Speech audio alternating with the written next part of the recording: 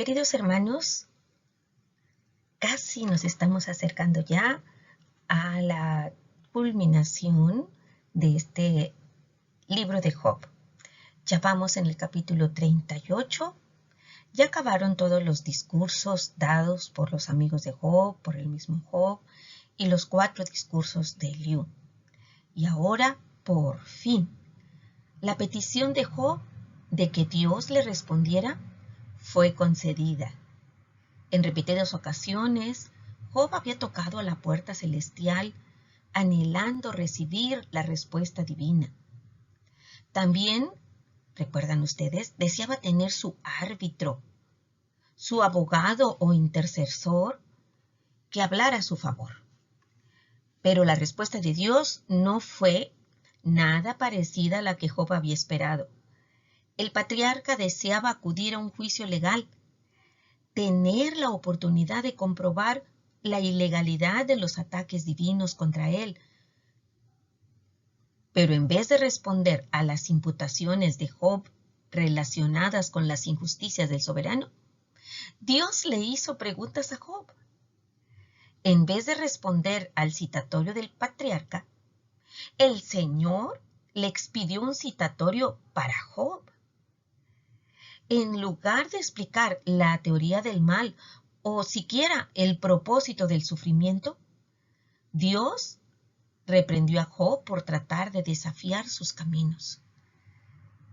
En más de 70 preguntas, de las cuales Job no pudo contestar ninguna, Dios lo interrogó en relación con muchos aspectos de la naturaleza, tanto inanimada como animada. Así entonces, entramos en materia en este primer discurso divino, parte 1, iniciado desde Job capítulo 38, los primeros 15 versículos. En esta parte 1, la verdad central es la siguiente. El Señor interroga a Job para convencerlo de su ignorancia y avergonzarlo por su necedad de dar recetas a Dios. Así que aquí vienen las reprimendas. Pero yo creo que ustedes, tal como yo, estábamos esperando anhelantes estos capítulos en donde Dios se presenta y tiene esa gracia para con Job de responderle en su caso particular. Y a la vez, a través del tiempo, darnos preciosas lecciones acerca de cómo es Dios en sus atributos. Así que entonces pasamos al punto número 1 de nuestra lección. Reprensión inicial de Dios y desafío a Job. Un desafío le extiende a Job. Para esto leeremos los primeros 3 versículos. Entonces respondió Jehová a Job desde un torbellino y dijo: ¿Quién es ese que oscurece el consejo con palabras sin sabiduría? Ahora ciñe como varón tus lomos. Yo te preguntaré y tú me contestarás.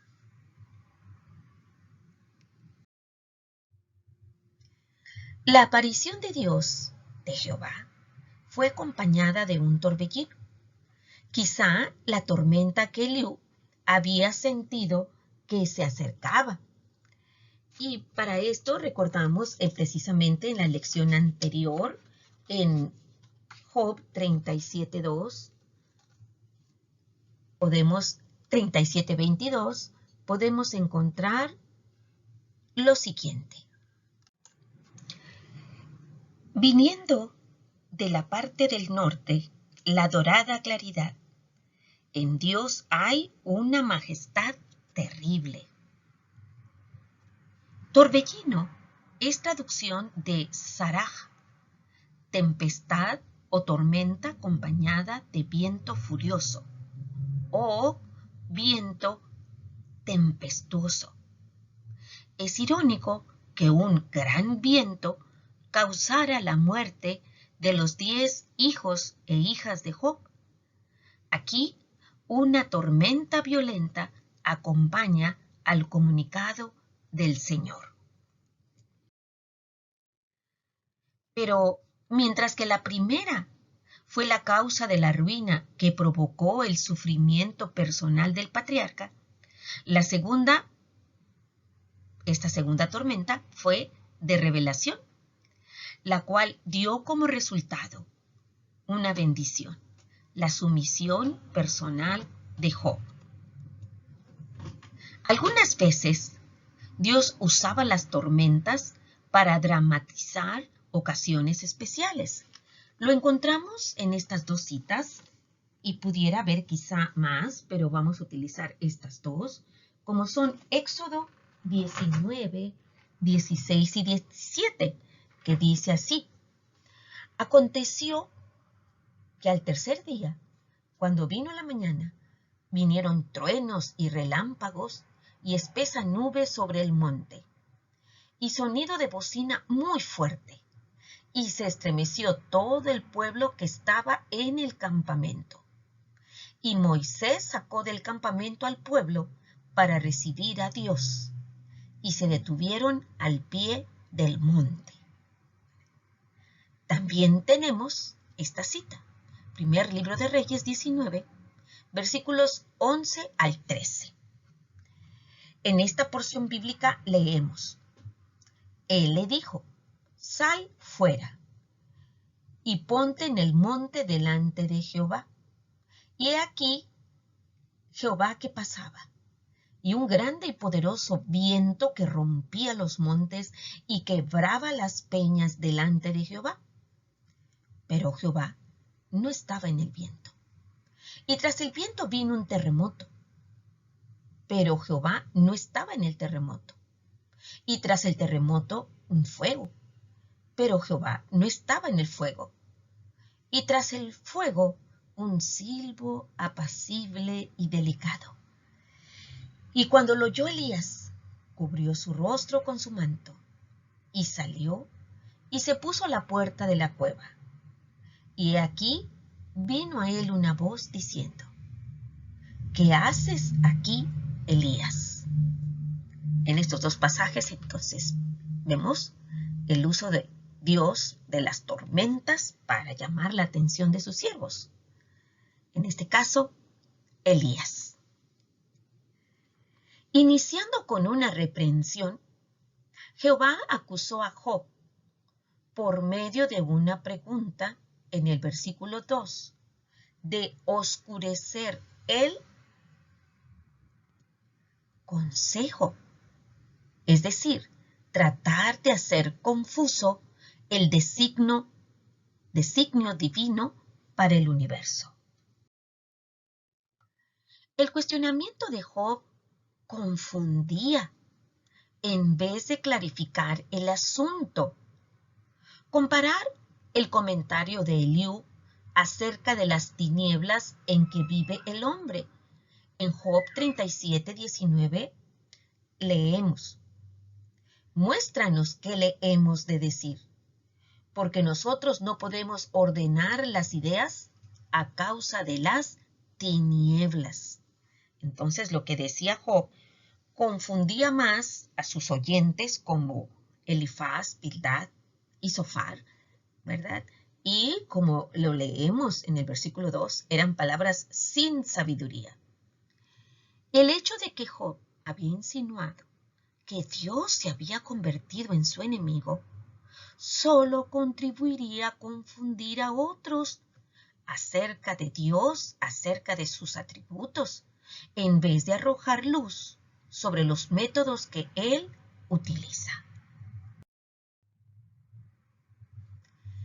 Debido a esto, aunque algunas veces exaltaba a Dios, como lo vimos en algunos capítulos, en realidad Job no sabía de lo que hablaba cuando culpó al Señor de ser injusto.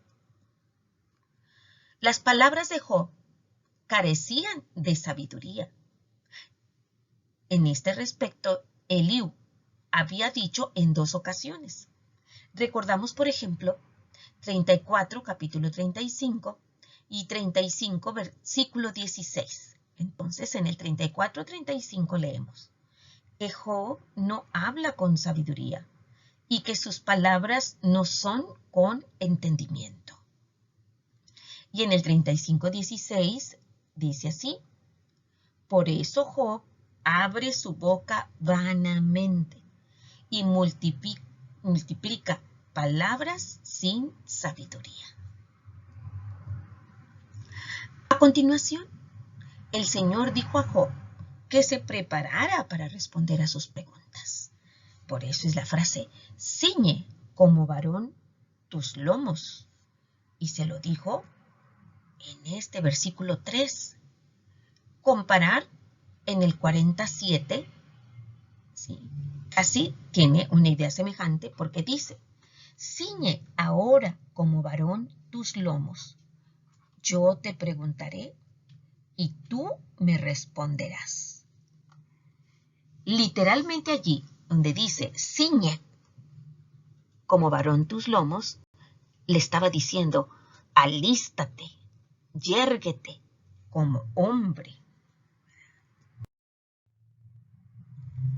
Heber es donde dice varón, ¿verdad? Hombre fuerte. Es decir, ajusta tu vestido exterior, como lo vemos aquí, parecido a una toga, con tu cinturón. Como vemos aquí, cómo acomodaban precisamente la parte baja de su túnica, de manera que podía tener libres las piernas de esa toga para poder correr, ¿verdad?,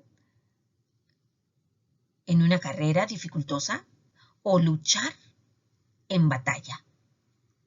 Y a este respecto hay dos citas bíblicas: Éxodo 12:11, donde habla precisamente aquí en Éxodo 12 acerca de la actitud, la posición que debían ellos tomar la cena de la Pascua. En el 12:11 dice así: y lo comeréis así, ceñidos vuestros lomos. Atiéndase, ceñidos vuestros lomos, vuestro calzado en vuestros pies, y vuestro bordón en vuestra mano. Y lo comeréis apresuradamente, es la Pascua de Jehová.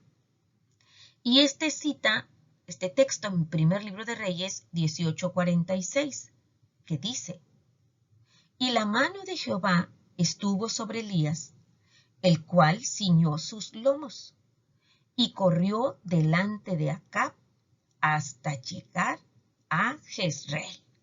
Entonces el profeta Elías también ciñó su túnica, su toga, y pasó a llevar a cabo una carrera. Job debía prepararse para responder a Dios con inteligencia. Este es un importante contraste con las palabras que Job exclamó: ¿quién me diera? ¿Quién? Y se estaba dirigiendo a Dios. Me oyese. En el 31-35. Anótele ese versículo que dice completito así: ¿quién me diera? ¿Quién me oyese? He aquí mi confianza es que el Omnipotente testificará por mí, aunque mi adversario me forme proceso. De acusador, Job se convirtió en el acusado. Así por eso le dijo: ponte de pie, cíñete tu vestidura en tus lomos.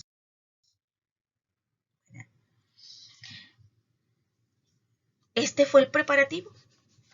A partir de aquí, Dios cuestiona a Job en los versículos siguientes. A partir del versículo 4 en adelante, lo cuestiona acerca del mundo inanimado. Una buena parte de este pasaje va a ser abordado en esta lección y su terminación, su finalización, la tendremos en la próxima lección, si Él nos lo permite. En una serie de preguntas relacionadas con la cosmología, oceanografía, meteorología y astronomía, Dios desafió la habilidad de Job para juzgar la forma en que el Señor controla el universo. Para ello, utilizó la ironía, con objeto de señalar la ignorancia del patriarca. Por ejemplo, en una ocasión, más adelante lo vamos a ver, en los versículos 4 y versículo 18, le dice, házmelo saber. Y en los versículos 5 y versículo 21, le dice, tú lo sabes, respóndeme. Así entonces empiezan las preguntas. En los versículos del 4 al 15, que sería la segunda parte de nuestro estudio, Dios elabora preguntas a Job acerca de la tierra. Y lo vamos a ver por partes. De los versículos 4 al 7 empiezan las preguntas. ¿Dónde estabas tú cuando yo fundaba la tierra? Házmelo saber si tienes inteligencia. ¿Quién ordenó sus medidas, si lo sabes? ¿O quién extendió sobre ella cordel? ¿Sobre qué están fundadas sus fases? ¿O quién puso su piedra angular? Cuando alababan todas las estrellas del alba y se regocijaban todos los hijos de Dios. Inmediatamente Job se vio confrontado con su insignificancia, porque no había estado presente cuando Dios fundaba, es decir, creaba la tierra. Puesto que no pudo observar lo que se llevó a cabo en ese entonces, no podía entenderlo. Este es un principio. Si estamos en un fenómeno desde el inicio, lo podemos comprender. Pero en el caso de Job, él no estuvo presente cuando Dios formaba la tierra. Entonces, ¿cómo pretendía dar consejos al Señor? La creación de la tierra en este capítulo poético se compara con la construcción de un edificio, con sus cimientos. Medidas, cordel, son dos términos que acabamos de leer, están en el versículo 5. Y luego habla de bases y sobre todo de los edificios de aquel entonces, una piedra angular. Y esto lo encontramos en el versículo 6. Cuando el Omnipotente puso la Tierra en su órbita, fue algo parecido a poner en su lugar las diferentes partes de un edificio. Job estaba ausente cuando, en el versículo 7 completamos la primera línea, alababan todas las estrellas del alba.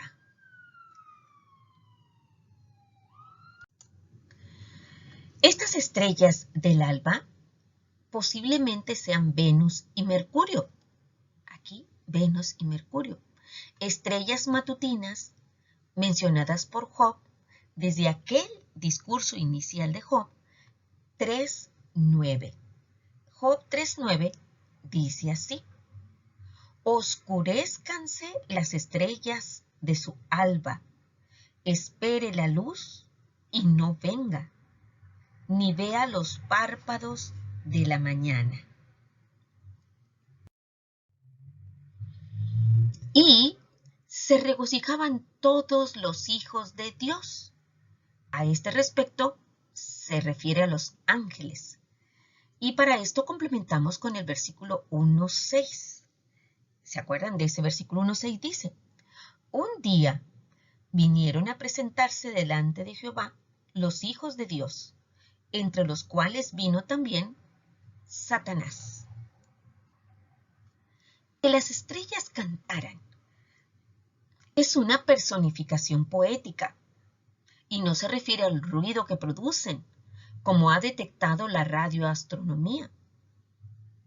Y complementamos con este precioso texto en Salmo 148, versículos 2 y 3, que dice así: Alabadle vosotros todos sus ángeles, alabadle vosotros todos sus ejércitos, alabadle sol y luna, alabadle vosotras todas lucientes estrellas. Muy bien, avanzamos al siguiente segmento. Está interrogando a Job. Entonces, Job no estuvo presente en la fundamentación de la tierra. Ahora, en los versículos del 8 al 11, también Dios se refiere a otro aspecto de la creación. Vamos a leer esos versículos para ver de qué se trata. Leemos: ¿Quién encerró con puertas el mar cuando se derramaba saliéndose de su seno?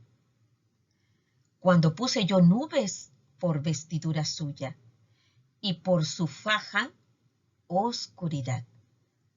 Y establecí sobre él mi decreto. Le puse puertas y cerrojo. Y dije: hasta aquí llegarás, y no pasarás adelante, y allí parará el orgullo de tus olas. ¿Has mandado tú a la mañana en tus días? ¿Has mostrado al alba su lugar? El origen de la tierra, que acabamos de ver en el punto anterior, se describe como la construcción de un edificio. Versículos 4 al 7. El origen de los océanos se pinta, se ejemplifica como el nacimiento de un niño. Note, amado hermano, que cuando habla acerca del versículo 9, vestidura suya, en la línea A, faja en la línea B, está hablando de cómo se viste a un recién nacido, ¿verdad? Se le pone su ropita y en el área de su ombligo una fajita para favorecer la cicatrización de esa área del cordón umbilical, donde estaba el cordón umbilical. Entonces, el origen de los océanos se presenta como un nacimiento. Job no estuvo presente cuando Dios formó los océanos, los lagos y el mar, que surgió, dijo, cuando se derramaba, saliéndose de su seno, al igual como un niño nace del útero materno. Y eso, por ejemplo, nos adelantamos a este versículo, el versículo 29. Este versículo 29 dice así: ¿de qué vientre salió el hielo? Y la escarcha del cielo, ¿quién la engendró? Entonces sigue hablando en relación con los diferentes aspectos en que se presenta el agua en nuestro planeta. Lo compara a precisamente engendrar, a un parto, a una salida, ¿verdad? Y en este caso, cuando habla de los océanos, lagos y el mar, pues también habla de que nació un bebé y que lo viste, que le pone su fajita. El Señor confinó el agua, su recién nacido, por medio de orillas. Y ahí lo tenemos, en el versículo donde dice: ¿quién encerró el mar? Establecí sobre él mi decreto.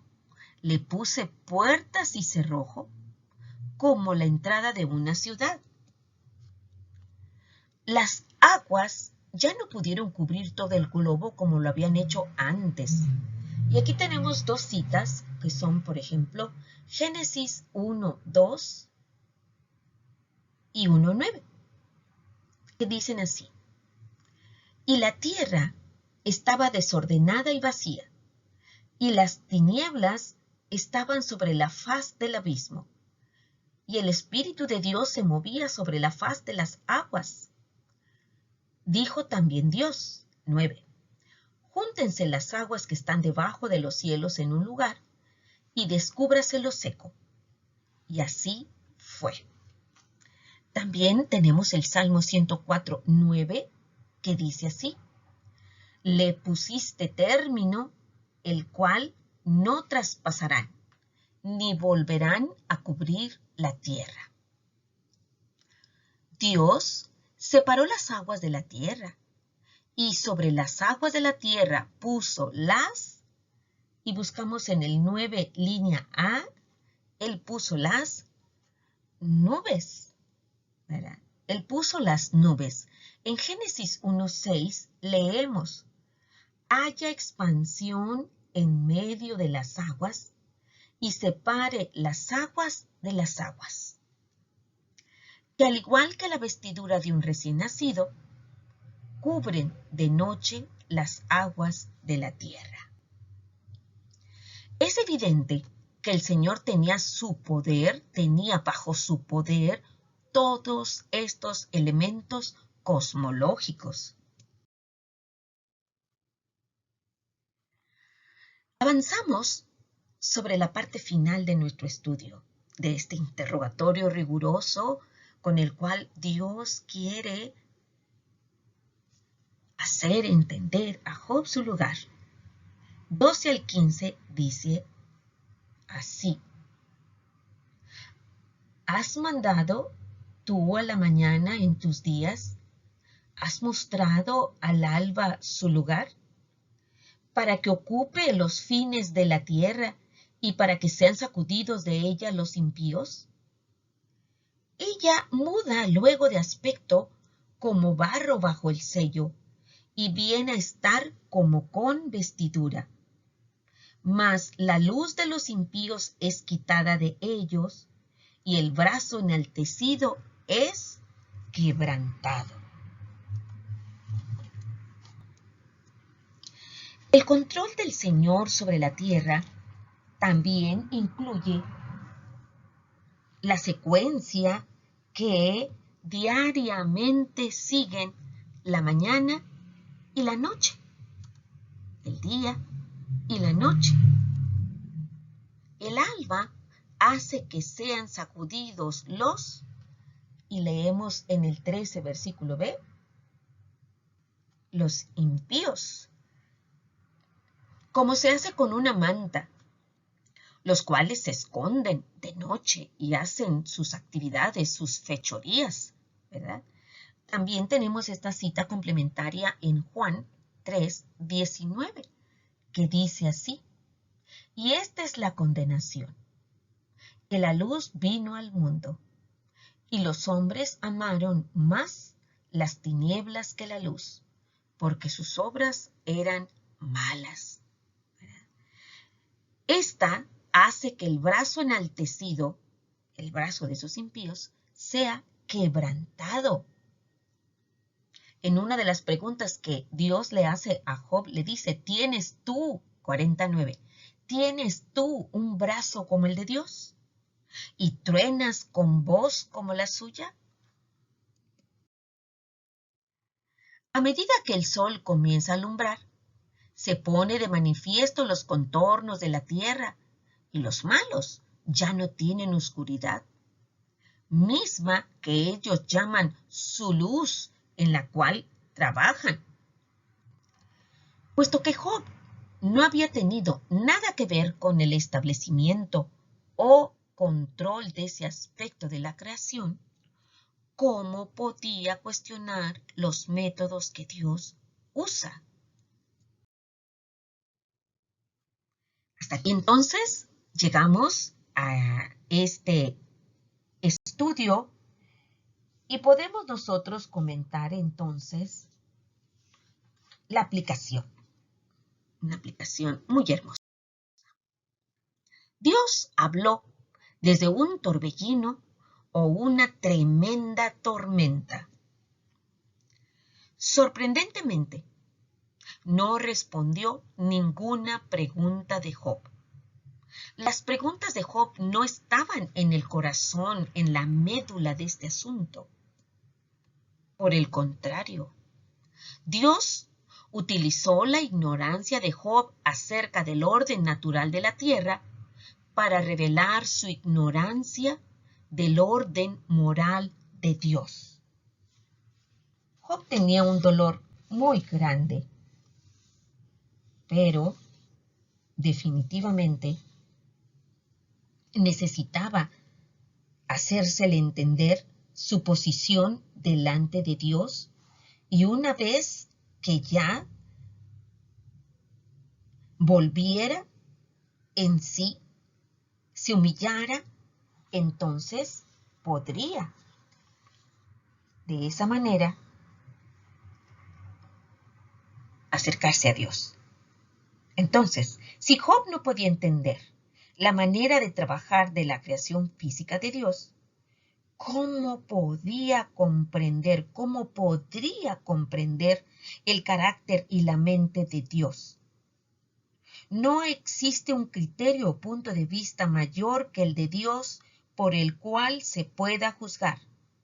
Dios mismo es el estándar. Nuestra única opción es someternos a su autoridad y descansar en su cuidado.